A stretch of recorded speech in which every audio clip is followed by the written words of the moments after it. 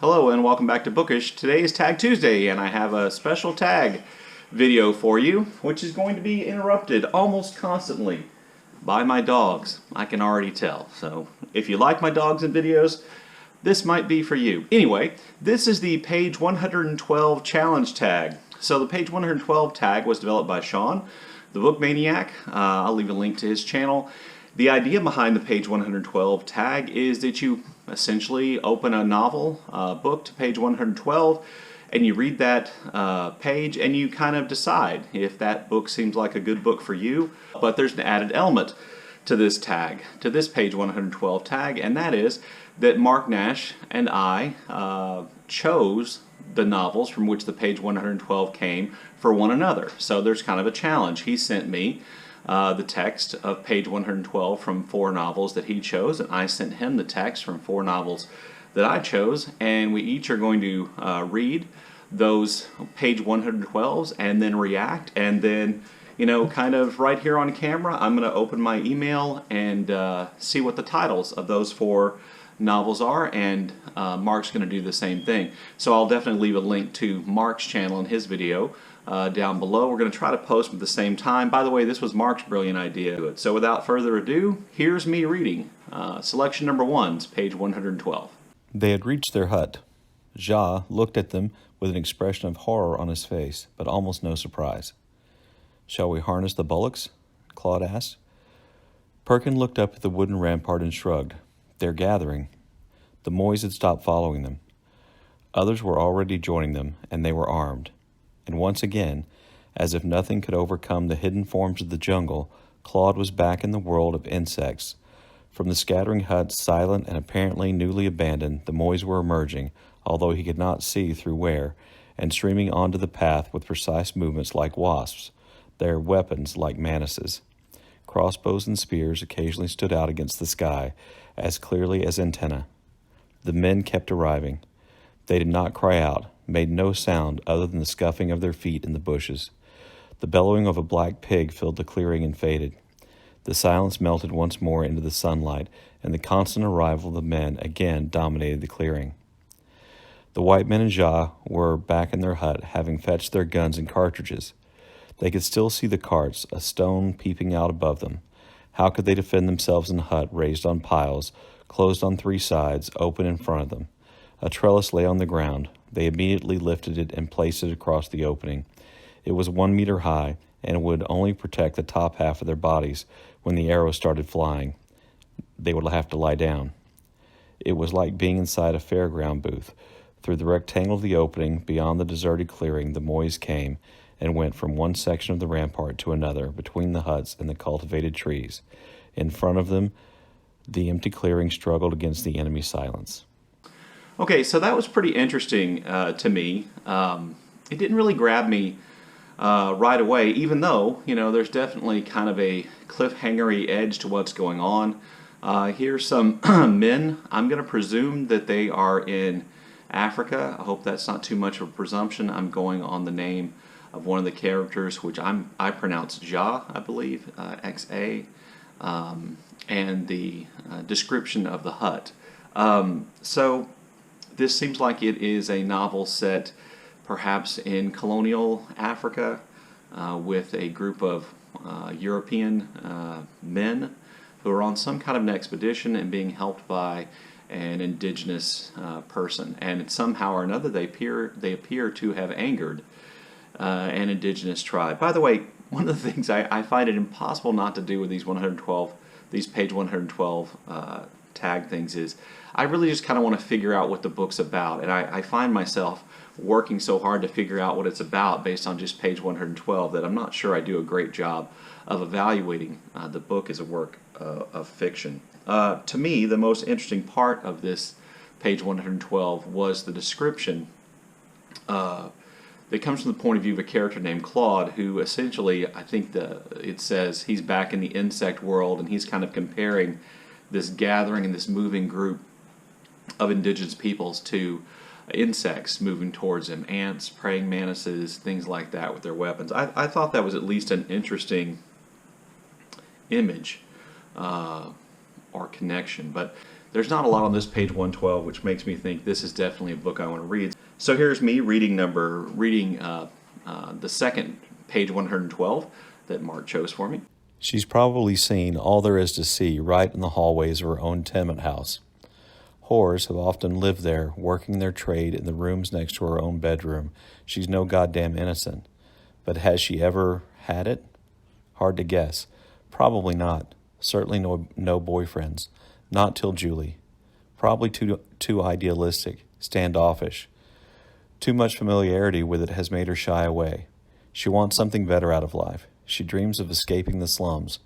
She's young, bright, pretty, talented. She can sing and act, and she's got nerve. That's the famous Broadway formula for success, isn't it? Just like in the motion picture, and it's all just a few blocks away. Each night they do the Valiant in the crummy little makeshift dump of a neighborhood theater. She thinks, tonight I may be discovered. But each night nothing happens. She goes home to her lousy room in that stinking slum tenement where her wretched old witch of a mother rails at her. You'll never get ahead, you smart-ass little twit. There's no place in her life for arty people. Maybe she didn't say smart-ass little twit. I just made that part up. Quite likely, though.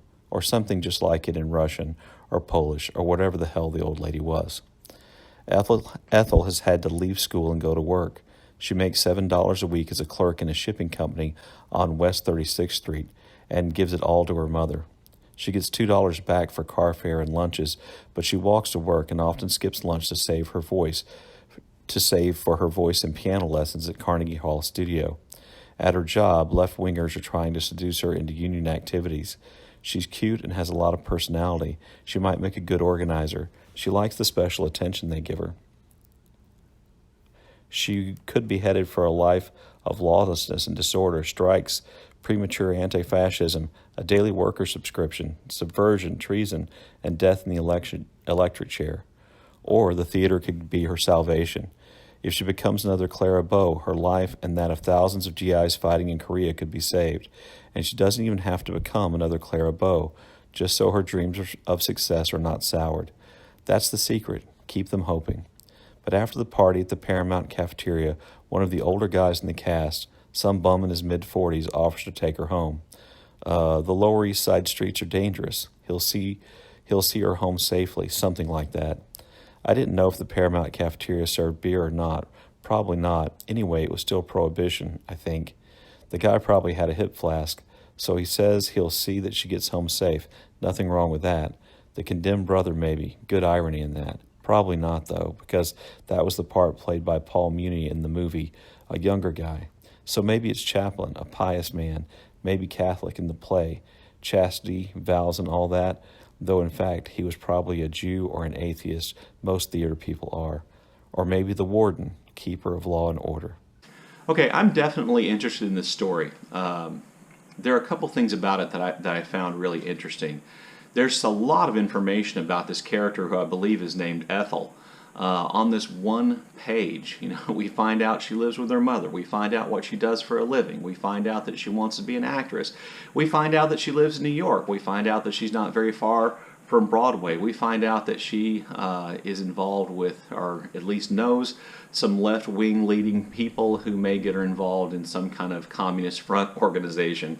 We know that it's the late 40s or early 1950s in the United States of America by the reference to the Korean conflict or the Korean War, which went on during that time period.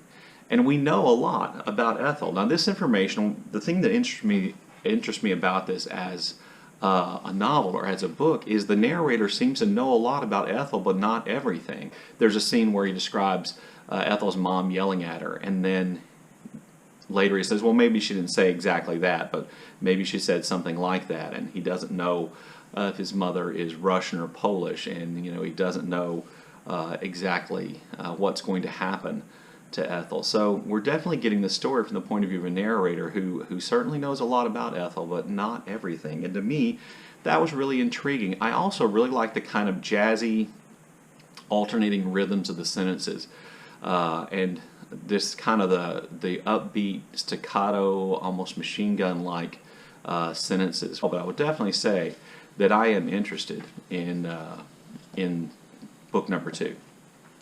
So here's me reading page 112 from book number 3 that Mark chose for me.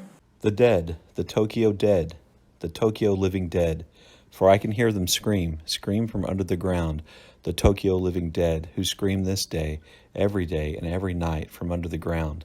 And I can see them now on every street, on every corner, at every junction, at every station, the Tokyo living dead, the war-wounded in their white wear, on every corner, at every junction, at every station, with their blind eyes and their deaf ears, their burnt skins and lost limbs. They come up from the underground to lean on their sticks, to squat on their mats, their caps on the floor, and their hands outstretched, on every corner, at every junction, at every station.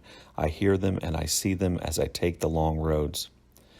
The long roads in my brown lounge suit, down Yamate-dori in my spring raincoat, along Mijoro-dori in my burnt orange boots, up Shinobazu-dori with my white cloth band on my arm, right onto Kasuga-dori with my hair cut short and my hair dyed gray, on the long roads through the occult city with my 2 brown spots tattooed to the left side of my face till I come to Kanda.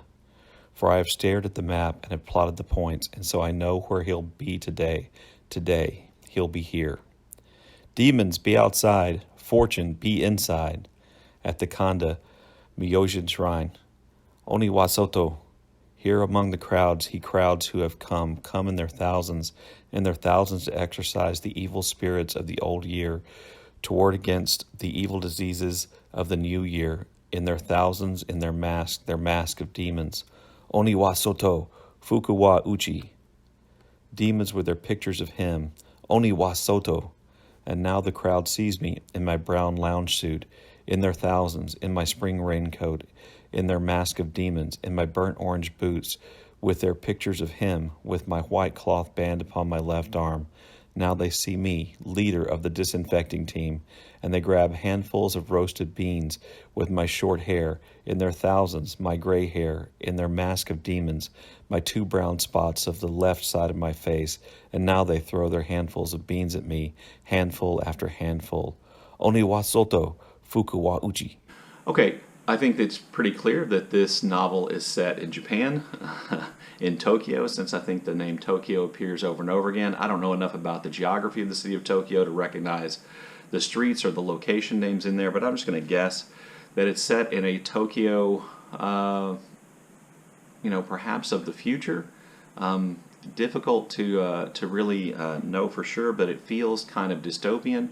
There are clues about its dystopian nature. I think when we get down to the section where the person or the character narrating the scene says he's the leader of some kind of disinfection team, that feels futuristic to me. I could be kind of completely wrong.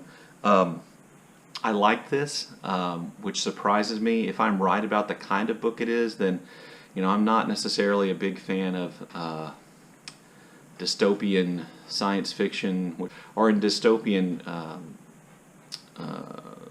books, dystopian fiction in general. I don't really do dystopia. I think the last dystopian movie I liked was Logan's Run, the original Logan's Run from the 1970s with Michael York. Anyway, I like this, and that kind of surprises me. I like the repetitive, almost sing-songy, chanty nature of the character's narration, where he repeats these lines and these images over and over again. I am curious as to why when the people see him coming, they throw beans. So here's me reading page 112 from book number 4 that Mark chose for me. In this house we use Christian names. I have read the record by which you came here, by acquisition via a lottery after the death of your owner, a lay brother at a now-shuttered Carmelite friary in Sirenheim, north of here on the Pernambucan coast, and there you were baptized João Baptista. Your records do say such things occurred, came the reply. They may baptize me 1,000 times in that faith, with water or oil, no matter. The one who died was named João Baptista dos Anjos by his own hand, and they imposed his name upon me as a penalty, because he took his life, though that is another matter. I would nevertheless ask again that you call me Burambana, as that is my name. Did you foment a plot to set fire to this monastery and kill all of us in it, and did you assist in the escape of any persons bonded to this house? First laughter, then fire. We could have slashed your throats with daggers. We could have poisoned the stews of the wells. We have done none of these, and not just because of the threats and brutality here which you have closed your eyes to, or because of the authorities at Alagoas or Lisbon would hang us. Now I ask one final time that you call me Burambana, as that is my name. De Azevedo slammed his palm on the tabletop. I am the provost of this house, and you will not speak with me this way. When you speak with me, you will use your Christian name. As you use yours, Manuel Arias Ben Saul. The priest shot up from his seat and retreated toward his wall of books. What did you say? As you use yours, Manuel Arias, or should I call you Joaquim Azevedo? Which do you prefer? Okay, I think from this scene it's clear there's some kind of an interrogation going on. One character who claims to be, I think, the prefect of some kind of a house or something like that. He's clearly in charge, and he's interrogating a man who I believe, just from the context clues, is some kind of a slave who worked in a monastery that has burned down, and he is essentially being accused of plotting to kill, I assume, all the people in this monastery are in this location, and he is, to say the least, defiant. I think this is set, I'm going to guess, based on the references to Lisbon, that this is set in one of the Portuguese colonies. I'm going to guess Angola, or more likely Brazil, I think, based on the names of the characters, which I'm sure I butchered the pronunciation of. I enjoyed the pages Mark picked for me, but man, did he pick some pages where I had to figure out how to pronounce things. But that's basically it. That's all we get to go on, and just based on this page 112, I'm not sure this is the book for me. So I'm a little less interested in this one than the others.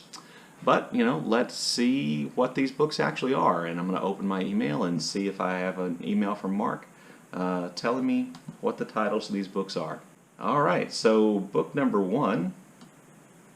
Let's see. That's the book which I just thought was set in colonial Africa. Is by Andre Malraux, or Malraux. Ooh, pronunciation again. Thanks, Mark.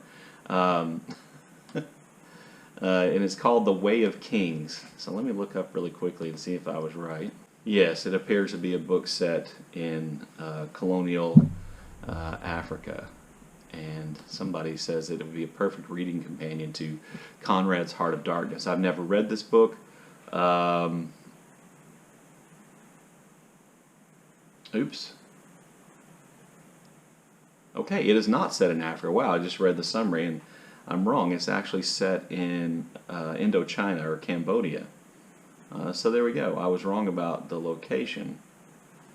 But there is apparently an element of colonialism involved in this, so that's good. I'm not sure that makes me want to read that book more. So the second book, the one that I like, the one describing the life of this young woman named Ethel who wants to be an actress and whose writing style I liked, is by Robert Coover, another author I've never read. And that novel is called The Public Burning. And Amazon says this was a controversial bestseller in 1977. Oh, it's a little older than I thought. It's emerged one of the most influential novels of our time. Major work of Robert Coover. The novel reimagined the 3 fateful days in 1953 that culminated with the execution of alleged atomic spies Julius and Ethel Rosenberg. Aha! Perhaps this must be who Ethel is at some point. Interesting, I guess.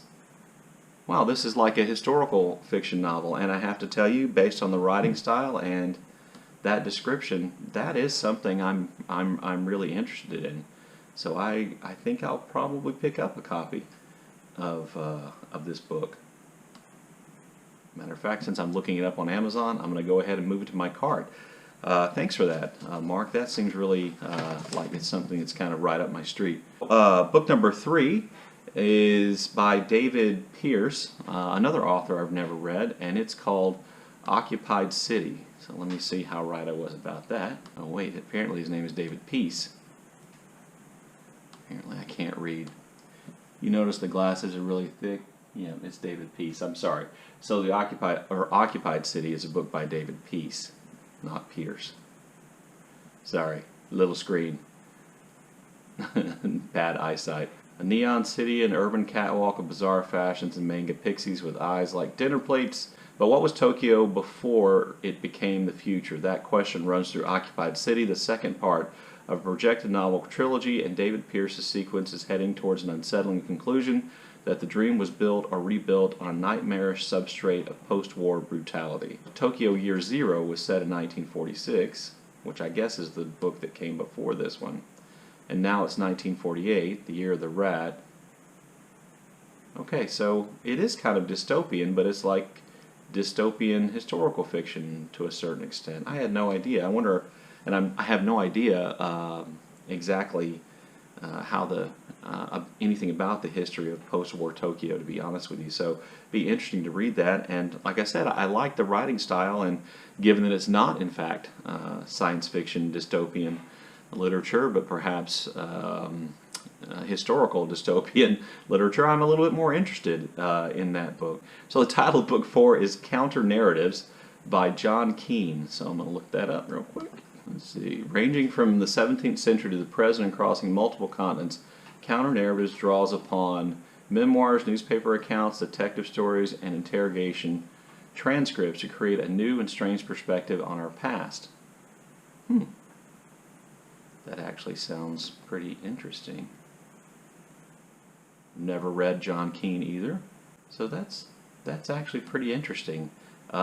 Seems like almost, or what was that? Were all these books seem almost like they are historical fiction, which is cool. I like historical fiction.